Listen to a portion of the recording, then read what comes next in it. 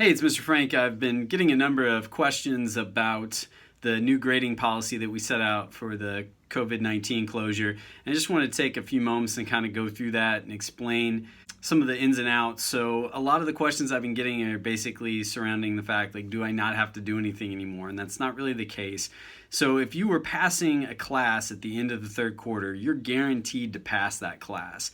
However, if you want to keep that grade, you are going to need to continue to do work in that class. And so basically, if you had an A and you're thinking, well, I'd take my A, I'm happy with that, well, then you need to at least continue to make a good faith effort in that class. And so the main issue here is with GPA. I decided to just throw a few things up here. So here's a third quarter grade card.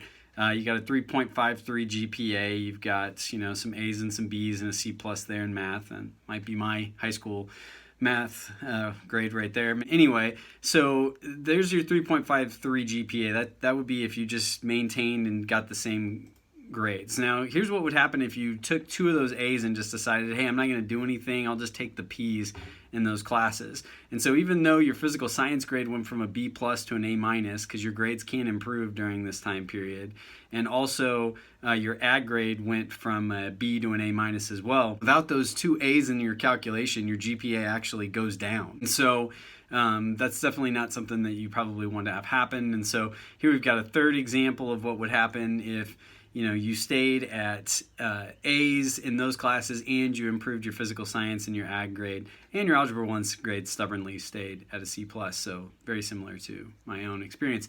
But you see that you'd end up with a GPA there of 3.59. Now, during this time period, there's no late work, so I want to remind everybody, those due dates that are out there, those are really just helpful to just help you plan out what you need to do and when you need to do it. But if you end up, missing a due date or you're behind on something like that, there's no late work that's going to be applied, and that's important. And then I'm still happy to answer any questions that come about, but I thought that this would maybe help clear up a few of those in advance. So we're just trying to get through it. We miss all of the kids. We miss all the fun stuff that school has to offer and prom and those sorts of things. And right now we're still postponing, but we're just trying to make it through. So I wish you the best out there. I hope everybody stays safe, and I hope to see everybody sooner than later. Talk to you again. Bye.